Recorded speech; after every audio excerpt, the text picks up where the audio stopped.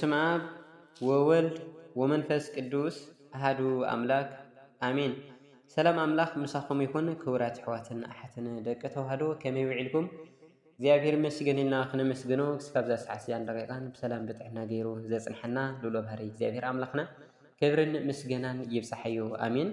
እሺ ፍቁራተይ ሎም ማዓንቲ ሆሳኢና ኢና ዘለና። ሆሳኢና ማለት ካብቶም ዓበይቲ በዓላት ናይ ጎይታና ዝበሃሉ ሓደ እዩ እሞ ነዚ ዓመታዊ ክብረ በዓል እንቋዕ ኣብፅሐኩም ኣብፅሕና ብምባል ኣብዚ ዕለት እዚ ጎይታናን መድሕናን ኢየሱስ ክርስቶስ እንታይ ዘምሃረሉ እዩ ንሕና ካብዚ እንታይ ኢና ንመሃር ዝብል መብራህርሂ ክንርኢና። ነዚ ቻናል ሓድሽ ዝኾንኩም ሰብስክራይብ ብምግባር ቤተሰብ ኩኑ። ተኸታተልተይ ዝኾንኩም ደሞ የኽብረለይ እናበልኩ ነዚ ቪድዮ ዩቱብ ናብ ኩሉ ምእንቲ ከብፅሖ በላይክ ጀምርዎ እናበልኩ ናብኡ ከብለኩም ሰናይ ፀንሒት ፍቁራተይ። በስመ አብ ወወልድ ወመንፈስ ቅዱስ አሐዱ አምላክ አሜን። ነቢይ ግና ብዘይ ኣብ ኢየሩሳሌም ኣብ ወፃኢ ኣይመውትን እዩ እሞ ሎምን ፅባሕን ድሕሪ ፅባሕን ንኢየሩሳሌም ክድይብ ይግባአኒ እዩ። ብስም እግዚአብሔር ዝመፅእ ብሩኽ እዩ። ሉቃስ ወንጌል ምዕራፍ 13 ቁፅሪ 31 ክሳብ 35። ሆሳኢና ሾምናይ ሰንበት ሆሳኢና ይበሃል። እዚ ስም ዝረኸበሉ ምክንያት ኣብ ዕለት ሰንበትን ዋዜሙኡን ዝዝመር ጾመ ድጓ ሆሳኢና በአርያም ናይ ሆሳኢና ቃል በተደጋጋሚ እንዳተጠቀሰ ስለ ዝዝመር እዩ። እዚ ከዓ ጎይታናን መድሓኒናን ኢየሱስ ክርስቶስ እንዳተመስገነን እንዳተዘመረን ኣብ ልዕሊ ኣድግን ፃዕቢ ኣድግን ተወጢሑ ካብ ከባቢ ደብረ ዘይቲ ናብ ኢየሩሳሌም ከተማ ብክብሪ ዝኣተወሉ ኩነታት እንዳተረኸ ስለ ዝዝመር ብምዃኑ ከምኡ ከዓ ጎይታና መድሓኒና ኢየሱስ ክርስቶስ ብጎይትነቱ ክብሪ ብውዳሴን ቅዳሴን ሆሳኢና ኣብ ኣርያም እንዳተባሃለሉ ብኣፈ ዓበይትን ህፃናትን ዋላ እውን ኣእማንን ከይተረፉ ልሳን ኣውፅኦም እንዳመስገንዎ ኣብ ልዕሊ ኣድግን ገልገል ኣድግን ተወጢሑ ናብ ኢየሩሳሌም ምእታው ስለ ዝገልጽ እዩ።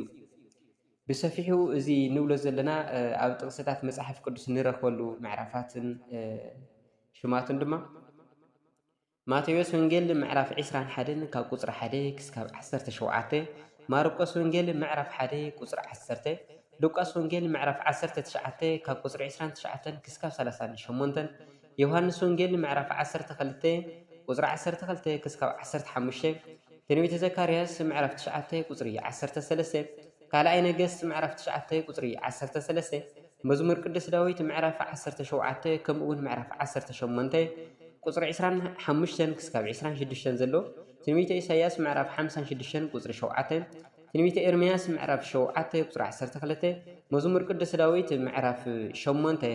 እዚኣቶም ናይ መጽሓፍ ቅዱስ ክፍልታት ብዛዕባ ሆሳኢና ዝተነገረ ትንቢትን ተፈጻምነቱን ይነግሩና።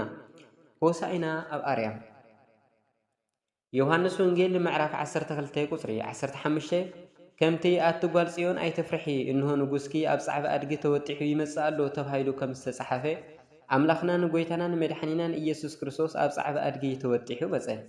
ጎይታናን መድሓኒናን ኢየሱስ ክርስቶስ ቅድሚ ምምፀኡ 1400 ዓመታት ኣቀዲሙ እግዚአብሔር ብእምነት አብርሃም ናይ ቃል ኪዳን ህዝቡ ዝገበሮም እስራኤላውያን ካብቲ ጽኑዕ ባርነት ኣውፅኡ መዓልቲ ብደመና ለይቲ ብዓምደ ብርሃን እንዳመርሐ ኣብታ ናይ መራኸቢት ድንኳን ሓዲሩ እሱ ንጉሶም ኮይኑ ንሶም ድማ ህዝቡ ኮይኖም ኣብቲ ምድረ በዳ እንዳመርሐ ናብ ናይ ተስፋ ምድሪ ምድሪ ርስቲ ከነኣን ኣእተዎም።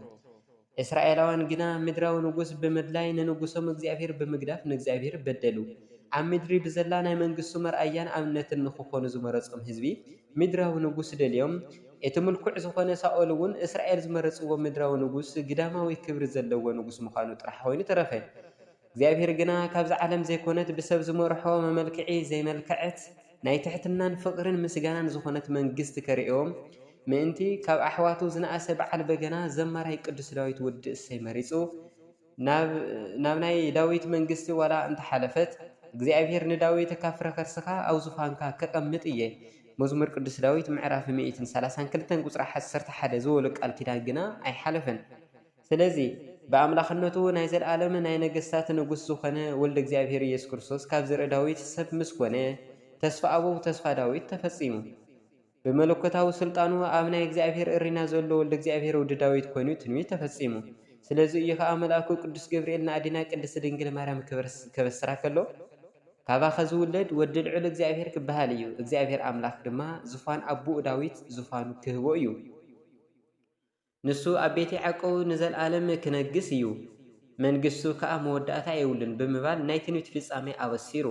ሉቃስ ወንጌል ምዕራፍ 1 ቁፅሪ 26 እስካብ 38 ንጉስነ ክርስቶስ ጎይታና መድኃኒና ኢየሱስ ክርስቶስ ክውለድ ከሎ ሰብአ ሰገል እቲ ዝተወልደ ንጉስ አይሁድ አበይ ኣሎ? ማቴዎስ ወንጌል ምዕራፍ 2 ቁጽሪ 2 ብምባል ንጉስነቱ ገሊጾም እዮም። ኮይኑ ግና ብምድራዊ ክብሪ ዘጌጸ ዘይኮነ ኣብ ናይ መብልዕ ማል ዝደቀሰ ብጓሰትን ጉዑዛን እንስሳን ዘቤት ዝተኸበበ ትሑት ንጉስ እዩ። መንግስቱ ምድራዊት ዘይኮነት ዘለዓለማዊት ካብ ሰማያት ስለ ዝኾነት መላእክቲ ብዝማሬ ኣመስገንዎ። ጎይታና መድኃኒና ኢየሱስ ክርስቶስ ዘለዓለማዊ ንጉስ ንጉሰ ነገስት እዩ። እዚኣ መንግስቱ ምድራዊ ክብሪ ዘይኮነት ብትሕትናን ፍቅርን ዝማዕረገት ሰማያዊት ስለ ዝኾነት ብሓሳቦም ምድራውያን ዝኾኑ ሰባት ክፈልጥዋ ኣይከኣሉን።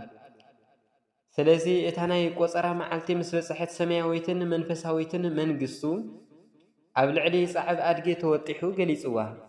ሆሳኢና ብስም እግዚኣብሔር ዝመጽእ ንጉስ እስራኤል ብሩኽ እዩ። ዮሐንስ ወንጌል ምዕራፍ 12 ቁጽሪ 13 ጎይታና መድኃኒና ኢየሱስ ክርስቶስ ኣብ ቤት ኣልዓዛር ኣብ ቢታንያ ናይ መጨረሻ ድራር ድሕሪ ምብልዑ ንሃዋርያት ልኢኹ ጻዕብ ኣድጊ ኣምጽኡ ኣብ ልዕሊኣ ተቐሚጡ ናብ ኢየሩሳሌም ኣተወ። ኣብቲ እዋን እውን እዞም ዝስዕቡ ተገሊጾም። ቀዳማይ መንግስቱ ናይ ድሕነትና ናይ ፍቃድን ምዃና ኣድጊ ካብ ኩሉ እንስሳ ዘይተፍርሕ እያ። ጎይታና መድኃኒና ኢየሱስ ክርስቶስ እውን ከም ናይ ነገስታት ስርዓት ብዝኸበረ ሰረገላን ፈረስን ዘይኮነስ ኣብ ጻዕብ ኣድጊ ተወጢሑ ናብ ኢየሩሳሌም ምእታው መንግስቱ ናይ ትሕትና ምዃኑ ኩሉ ሰብ ተገዲዱ ፈሪሑን ዘይኮነ ብፍቃዱ ዝኣትዎ ምዃኑ ንኸረድእን ንኸርእን እዩ። ኣብ ልዕሊ ኣድጊ ተወጢሕካ ንሰብ ጎይኻ ንመሓዝ እንኳን ኣይከኣልን እዩ። እዚ ኣጋጣሚ ወዝቢ ዝመፀ ዘይኮነ ነቢያት ብትንቢት ዝተዛረቡልን ኣብ ጉዕዞ ነገረ ድሕነት ብእግዚአብሔር ዝተሓሰበን እዩ። ነቢይ ዘካርያስ ኣንቲ ጓል ጽዮን ኣዝየ ከይተሓጐሲ ኣንቲ ጓል ኢየሩሳሌም ዕልል በሊ እንሆ ንጉስኪ ንሱ ጻድቕ መድሕንን ትሑትን እዩ ኣብ ኣድጊ ኣብ ጻብዕ ኣድጊ ተወጢሑ ናባኸይ ይመጽእ ኣሎ። ትንቢተ ዘካርያስ ምዕራፍ 9 ቁጽሪ 9 ብምባል ገሊጽዎ እዩ። ካልኣይ ጎይታና መድኃኒና ኢየሱስ ክርስቶስ ዝተገለጸሉ ዕላማ ንድሕነት እምበር ንኽብሪ ዘይምዃኑ እስራኤላውያን በዓለ ፋሲካ ቅድሚ ምኽባሮም ኣቐዲሞም ቅድሚ 5 መዓልቲ ኣብዚ ዕለት ንበዓለ ፋሲካ ዝኸውን ገንሸል ሒዞም ናብ ኢየሩሳሌም ይኣትዉ ነይሮም።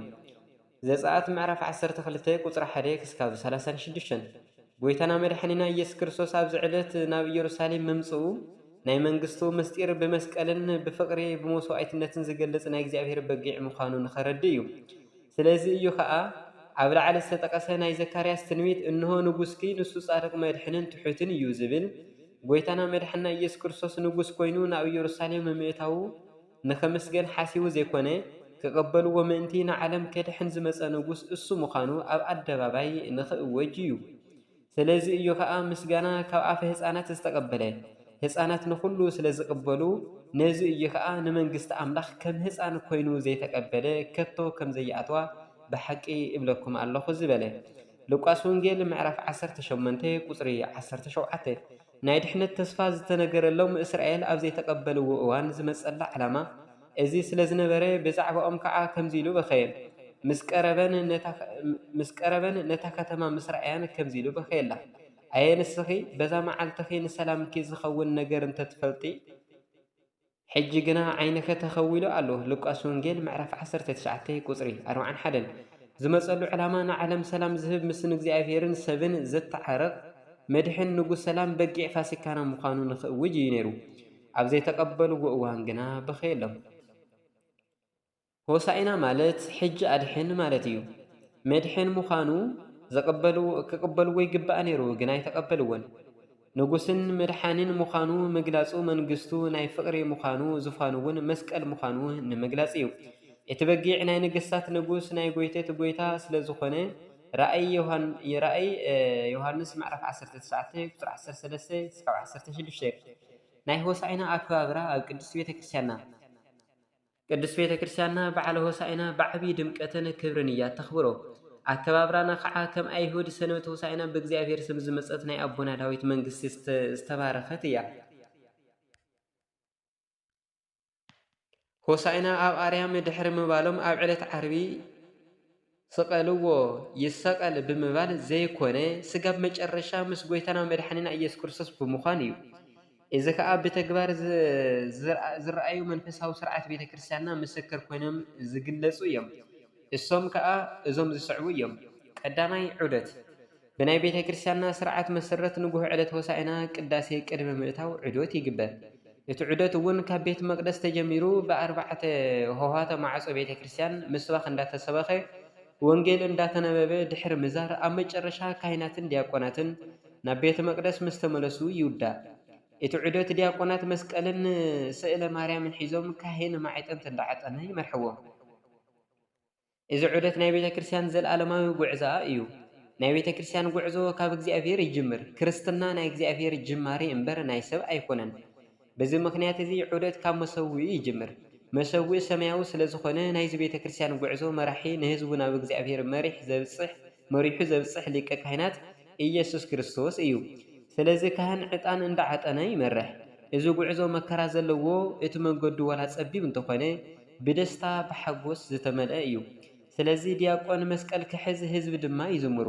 ደስታን መስቀልን በሐንሳብ ንምግላጽ እዩ ናይዚ ጉዕዞ ፍጹም ኣብነት ድማ ኣዴና ቅድስተ ቅዱሳን ንጽሕተ ንጹሃን ድንግል ማርያም ወላዲተ ኣምላክ እያ ክልቲኡ ስለተርኢ ብሓደ ወገን ሓዘን ብልባ ዝሓለፈ ስለዝኾነ ብኻሊእ ወገን ድማ ተዓቢዮ ነፍሲ ለእግዚአብሔር ወተተሓሰይ መንፈስ ኢላ ዘሚራ እያ ዑደት ብወገን ምዕራብ ሆሆት ማዕጾ ቤተ ቀንዲ ማዕጾ ምጅማሩን ኣብ ነፍሲ ወከፍ ሆሆት ማዕጾ ደው መዋሎምን ናይ ዘለዓለም ሆሆት ማዕጾ መክፋቶምን ሰማያውያን ናይ ጉዕዞና ናይ ማሕበርና ተኻፈልቲ ምዃኖም ንምሕባር እዩ ኣብ መጨረሻ ዑደት ካህናት ናብ ቤተ መቅደስ ምስ ኣተዉ ይፍጸም ናይ ክርስትና ጉዕዞና ምስ እግዚአብሔር ሓቢርና ንዘለዓለም ብምንባር ምፍጻሙ የርእየና በዚ ጉዕዞኣ ቤተ ክርስቲያን ስጋብ መጨረሻ ምስ ክርስቶስ ዝጸንዕ ዘለዓለማዊ ጉዕዞኣ ትነግር ቅዳሴ ድሕሪ ዑደት ቅዳሴ ይቕጽል ኣብ ቅዳሴ እውን ናይ ጎይታና መድሓኒና ኢየሱስ ክርስቶስ ክቡር ቅዱስ ስጉእን ክቡር ደሙን ንቕበል በዚ ከዓ ምስ ክርስቶስ ዘለና ዘየቋረጽ ሓድነትና ይገልጽ ጎይታና መድሓኒና ኢየሱስ ክርስቶስ ናብ ኢየሩሳሌም ክኣቱ ከሎ ናብ ኢየሩሳሌም ንድይብ ኣለና እቲ ብዛዕባ ወዲ ሰብ ኣብ ነቢያት እተጸሓፈ ኩሉ ከዓ ክፍጸም እዩ ንኣሕዛብ ኣሕሊፎም ክህብዎ ከላግጽሉ ክጸርፍዎን ትፍክብልሉ ገሪፎም ድማ ክቐትልዎ እዮም ብሳልሰይቲ መዓልቲ እውን ክትንስእ እዩ በሎም ሉቃስ ወንጌል ምዕራፍ 18 ቁጽሪ 31 ከም ዝበለና ናይ ኢየሩሳሌም ጉዕዞኡ ናብ ሞት ዝተገብረ ጉዕዞ እዩ ነይሩ ስለዚ ብስጋ ወደሙ ምስ ክርስቶስ ሓደ ዝኾና ምእመናን ምስኡ ናብ ሞት ንኸይድ ፍትሓት ድሕሪ ቅዳሴ ፍትሓት ይግበር እዚ ከዓ ንኹሉ ህዝቢ እዩ ሓደ ሰባት እዚ ፍትሓት ምናልባት ኣብዚ ሰሙን ዝሞቱ እንድሕር ሃልዮም ንዕኦም እዩ ዝግበር ተባሂሉ ይዝረብ ይኸውን ኮይኑ ግና እዚ ፍትሓት ንኹሎም ክርስቲያን እውን እዩ ኣብዚ ሰሙን ናይ ጎይታና መድሓኒና ኢየሱስ ክርስቶስ ሞትን ትንሣኤን ምሕሳብ ጥራሕ ዘይኮነ ሓቢርና ሞቱን ትንሣኤኡን ንካፈል ኢና ሰብነትና ብጸሎትን ብስግደትን ዓለማዊ ፈቃድና ኩሉ ቀቲልና